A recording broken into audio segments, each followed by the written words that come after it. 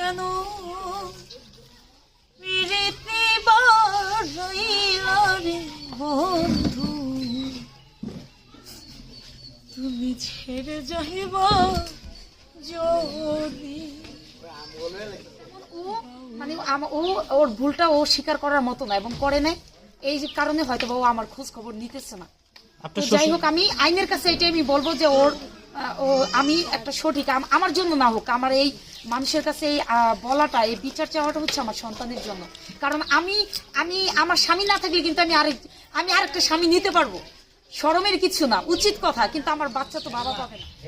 যদি তরিতে বাসনা থাকে ধর রে মন সাধুর সঙ্গ, ভজরে আনন্দের গৌরাঙ্গ, ধর রে মন গুরুর সঙ্গ, ভজরে আনন্দের গৌরাঙ্গ। সাধুর গুণ যাই না বলা, শুদ্ধ চিত্র অন্তরে খোলা, সাধুর দর্শনে যায় মনের ময়লা,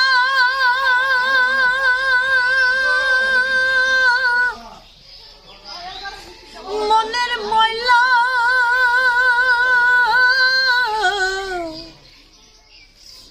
ওরে ভুলাব, সাধুর দর্শনে যায় মনের ময়লা, পরশে হয় প্রেমে তরঙ্গ, ভজরে আনন্দের গৌরাঙ্গ, ধরে মন সাধুর সঙ্গ, ভজরে আনন্দের গৌরাঙ্গ। সাধুর সঙ্গ গুণে রঙ ধরবে, পূর্ব স্বভাব দূরে যাবে। সাধুর সঙ্গ গুণে রঙ ধরিবে, পূর্ব স্বভাব দূরে যাবে। ফকির লালনে বলে পাবে প্রাণী গোবিন্দ, ধর রে মন সৎ সঙ্গ। ফকির লালনে বলে পাবে প্রাণী গোবিন্দ, ধর রে মন সাধুর সঙ্গ, ভজরে আনন্দের গৌরাঙ্গ, ধর রে মন সাধুর সঙ্গ, ভজরে আনন্দের গৌরাঙ্গ। প্রিয় দর্শক, আসসালামু আলাইকুম। দর্শক, আপনারা ইতিমধ্যে যার গান শুনেছেন তাকে সোশ্যাল মিডিয়াতে সে খুব পরিচিত একটি মুখ। তার সোশ্যাল মিডিয়াকে তাকে এক নামে চিনে, রুবি পাগলি নামে। পাবনার জেকিবার চ্যানেলে তাকে নিয়ে বেশ কিছু প্রতিবেদন প্রকাশ হয়েছে, কিন্তু এই রুবি পাগলি, এই গান দিয়ে যে রুবি পাগলি ভাইরাল, আর তার গানের ভক্ত যে হয়েছেন তাকে বিয়ে করেছেন, কিন্তু বিয়ে করার পরে গত এক সপ্তাহ ধরে তার দুটি সন্তান আছেন, কিন্তু গত এক সপ্তাহ ধরে তিনি কিন্তু এখন মানুষের বাড়িতে ঘুরে বেড়াচ্ছেন। আমরা সেই বিষয়গুলো তার কাছ থেকে শুনবো। আসসালামু আলাইকুম। ওয়ালাইকুম আসসালাম। আপা কেমন আছেন? আল্লাহ যেভাবে রাখছে আলহামদুলিল্লাহ। আল্লাহ যেভাবে রাখছে। আচ্ছা, আপনার এই যে গানটা গেয়েছেন, এই গানটা গেয়ে তো আপনি একসময় ভাইরাল হয়েছেন। তো এর আগে আমরা আপনাকে নিয়ে দুটি প্রতিবেদন করেছি, তখন আপনি বলছেন যে আপনার গানের ভক্ত ছিল আপনার জামাই। তার পরিচয়টা একটু বলেন। তার পরিচয়, প্রথমত পরিচয় হয় আমার সাথে একটা গানের স্টেজে। তারপর তার পরিচয় হচ্ছে সে নারায়ণগঞ্জ জেলা বন্দর থানা মদনগঞ্জ এলাকায় তার বাসায়। আচ্ছা, গানের পরিচয় থেকে আপনাদের প্রেম হয়। জি। তো এই প্রেমটা কতদিন ছিল? আসলে প্রেম বলবো না, আবেগ বলবো নাকি মোহ বলবো জানি না। ওর কাছে সেটা ছিল হয়তো প্রেম মোহ, আর আমার কাছে ছিল বাস্তবতা এবং ভালোবাসা। আচ্ছা, তারপর ভালোবাসা থেকে বিয়ের পর আপনার কিছু বছর সংসার করার পরে ওর বাড়িতে আমাকে উঠায়। ওর মা বাবা একটা গেম করে আর কি, আমার থেকে প্রায় কিছু 2-2.5 লাখ টাকা নেয়। 2-2.5 লাখ টাকা নিয়ে আপনার ধরেন আমাকে বাড়িতে উঠায়। বলে যে আমাদের জায়গা বন্ধক আছে, যেহেতু আমার ছেলের তুমি বই হইছো, তো এই জায়গাটা বন্ধক ছুটাইলে তুমি আমার বাড়িতে স্থান পাইবা। তো আমি ভাবলাম মানুষ তো একটা ভালোবাসার জন্য, সংসারের জন্য নিজের জীবনও দিয়ে দেয়। আমি না হয় সামান্য কিছু টাকাই দিলাম, এটা দিয়ে তারপর আমি বাড়িতে আসলাম। বাড়িতে আসার পরেও দেখতেছি যে না, আসলে আমার যে শাশুড়ির যে মুখ কথা ছিল, ওই কথা মতো তারা আমার সাথে ওই বিহেভ করতেছে না। আমি একটা গানের প্রোগ্রামের মেয়ে, তো এখন দেখেছে আমার স্বামী যদি আমার দায় বহন, মানে আমার সংসারের বহন উনি না করতে পারে, তাহলে তো আমার শ্বশুর শাশুড়ি করার উচিত। সেই ক্ষেত্রে তারা করবে তো দূরের কথা, তারা আমাকে আলাদা করে দিছে, সেপারেট করে দিছে। আপনি বিয়ে করেছেন কত বছর হলো? বেশ কয়েক বছরই হয়। বেশ কয়েক বছর, আনুমানিক 10-12? না না না, এত বছর না, আরো কত কম। বছর? না, এটা আমি নাই বলি, আচ্ছা এটা আমি নাই বলি। আচ্ছা, তো এখন আপনি একদিনের হইলো সেটা সংসার, আর যদি 10 বছর হয় সেটাও সংসার। আচ্ছা আসলে সংসারটা কিন্তু বছরের উপর ডিপেন্ড করে না। আচ্ছা, তো এখন যেহেতু যাকে এত ভালোবাসছেন, প্রথমে টাকা পয়সা সবকিছু দিয়েছেন, হ্যাঁ, আপনিও তার ভালোবাসা পেয়েছেন, না হলে তো বিয়ে করার কথা না। অবশ্যই অবশ্যই। হ্যাঁ, তো এখন কেন গত 1 সপ্তাহ ধরে আপনি ঘরের বাইরে? আমি মনে হয় আরো আগের 2টা ভিডিও তো আমি বলছিলাম সাধারণ একটা কথা নিয়ে, যেদিন আমি ওর বাসা থেকে বের হয়ে যাই, এই কথাটা শুনলে আসলে অনেকেই হাসির মতো ভাববে, হাসবে, আবার অনেকেই ভাববে যে আসলে আমি আসলেই মনে হয় আমি পাগল। এই আপনি তো কথাটা যদি পাগলই বলতে ছিলেন। যাই। হ্যাঁ, আমি তো পাগল। তো বিষয়টা ছিল এরকম যে একটা সিম্পল একটা বিষয়, যে আমি সকালে খাওয়া দাওয়া করি নাই, ও 12টার দিকে আসা ও খাওয়া দাওয়া করছে, করার পরে আমি পাশ থেকে বললাম যে হায়রে ভালোবাসা, কার জন্য না খেয়ে রইলাম সকাল থেকে এই পর্যন্ত। অলরেডি ওর ভাত খাওয়া শেষ, ওই মুহূর্তে ও কি করলো, প্লেটটা নিয়ে ছুঁড়ে ফেলে দিল। এর মধ্যে আমি বললাম যে জিনিসটা কেন ভাঙলা তুমি, এটা তো আমার সংসারের জিনিস, এটা যদি ভাঙো তাহলে আমার কলিজায় লাগে। হ্যাঁ, যে আল্লাহ আমাকে এটা কবে মুক্তি দিবা, আমার এই মেন্টালিটি। ওর হঠাৎ করে ওর রাগ উঠে যায়, হঠাৎ করে ও ভাঙচুর করে, হঠাৎ করে গ্লাসের মধ্যে ঢিল্লা মারে। মানে এটা তো একটা সময় এমনও তো হইতে পারে যে আমাকেও সে একটা ক্ষতি করে ফেলতে পারে। তখন আমি একটা চিন্তা করলাম যে একটা ছেলে যখন অ্যাডিক্টেড না হইলে এই অসাধারণ আচরণ করতে পারে না, কারণ সংসারে খুঁটিনাটি হইতেই পারে। তো তখন আমি বললাম যে, ও বলে যে কি তুই আমার থেকে মুক্তি চাস, ঠিক আছে তাহলে তুই বের হয়ে যা, এখনই বের হয়ে যাবে। আমি কি দেখো আমারই কিন্তু তুমি যদি এখন বের করে দাও, দেখ সাগর তোমাকে আমি ভালোবেসে বিয়ে করছি, হ্যাঁ, সারা বিশ্বের মানুষকে কিন্তু আমি জানাবো, আমি ফেসবুক লাইভে যাব। ও আচ্ছা, আমার হুমকি দাস, যা যা যা যা, দেখি তোর যদি কেউ থাকে তাহলে নিয়ে আসিস। আমি কিন্তু ওই 7 দিন মুখ বন্ধ করে রাখছি। আমি জানি না আপনারা কিভাবে জানতে পারছেন যে আমি এই বাড়িতে আছি। আচ্ছা, আসলে বুঝতে পারছেন, আমি কিন্তু আসতে চাই নাই, কিন্তু এখন বাস্তবতার পরিস্থিতি, ওরে লক্ষ লক্ষ টাকা দিয়ে আজকে আমি শূন্য, আমার মেয়ের জন্য আমি একটা পেপার কিনতে পারি না। আচ্ছা, আমরা জানি যে শুধু ভালোবাসা ত্যাগ করতে জানে, কিন্তু সে আপনার জন্য কি ত্যাগ করেছে, নাকি শুধু ভোগে করেছে?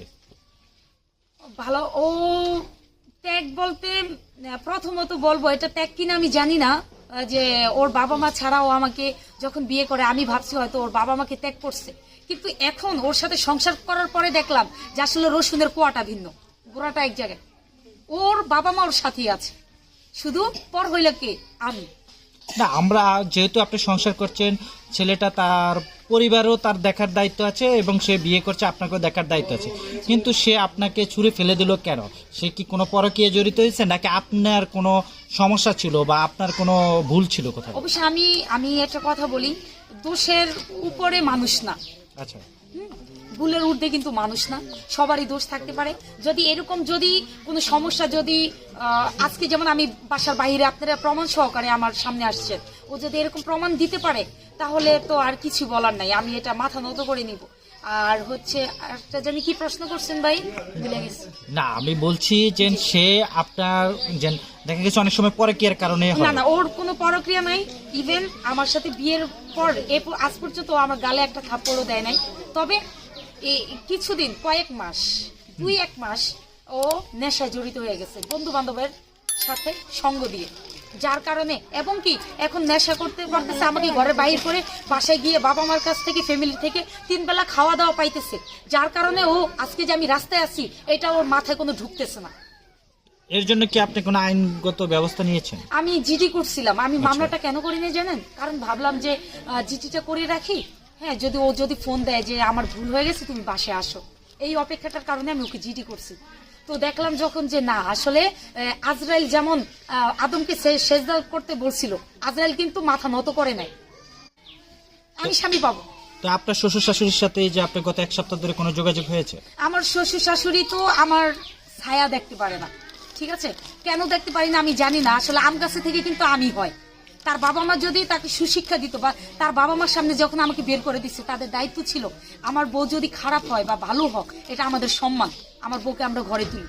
তার বাবা মা খোঁজ নেয়, তার ফ্যামিলির যাকে আমি উকিল বাবা হিসেবে জানি, সে আমারে ফোন দিয়ে আমাকে এটা কি বলছে জানেন, বলছে যে যারা সংসার করতে চায় তারা কি থানা পুলিশ করে, এটা বলছে। তখন আমি তাদেরকে এই কথা বললাম, যারা থানা পুলিশ করে না, আমি আজকে 7 দিন ধরে কি খাইতেছি সেটা তো আপনারা দেখতেছেন না, কিন্তু আপনার ছেলেকে তো 3 বেলা ঘরে আসতেছে, আপনারা ভাত খাওয়ায়া পাঠাইতেছেন, তার খাবারের চিন্তাটা করছেন, আমাদের 3 জনের খাবারের চিন্তাটা তো করেন নাই।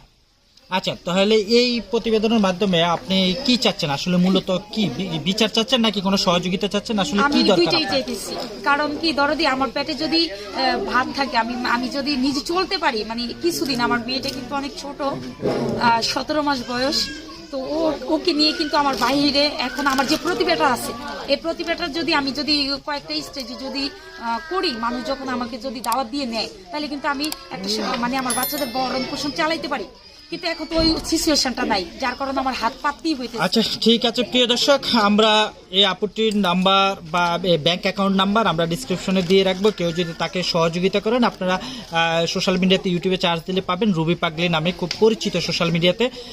তো আপু, শেষ আমরা যেহেতু এই প্রোগ্রামটা গান দিয়ে শুরু করছি, আমরা আরেকটা গান দিয়ে বিদায় নিতে চাচ্ছি লাস্ট দর্শকদের উদ্দেশ্যে, যদি একটি, যেহেতু আপনি একজন শিল্পী, হ্যাঁ, সেহেতু আপনার গানের ভিতরে কিন্তু অনেক প্রতিবাদ করা যায়, আমরা গান দিয়ে বিদায় নিতে চাচ্ছি। আচ্ছা আপু, আপনি বলেছেন আপনি শাহ আব্দুল করিমের গান জানেন, তো আমাদেরকে সেখান থেকে একটি গান শোনান। শাহ আব্দুল করিমের গান আপনার কাছে যেটা প্রিয় ভালো মনে হবে সেটাই গান। হ্যাঁ হ্যাঁ, আমাদের যারা দর্শক আছে, শাহ যেহেতু আব্দুল করিমের গানের মধ্যে আমার বাস্তব জীবনের সাথে মিল রেখে আমি শুধু আচ্ছা। অনেক আসলে দেহতত্ত্ব অনেক গান করছে শাহ আব্দুল করিম স্যার, তো তার কারণ তার নামটা নেওয়ার মতো যোগ্যতা আমি রাখি না, তো একটা হচ্ছে একটা ছোট করে একটা লাইন আমি শুনাই। আচ্ছা। কেন পিরিতি বারাইলা রে বন্ধু, ছেড়ে যাইবা যদি, কেমনে রাখিব তোর মন, আমার নিজের ঘরে বাঁধিরে বন্ধু, ছেড়ে যাইবা যদি, কেন পিরিতি বারাইলা রে বন্ধু, ছেড়ে যাইবা যদি, কারে কিব লিব আমি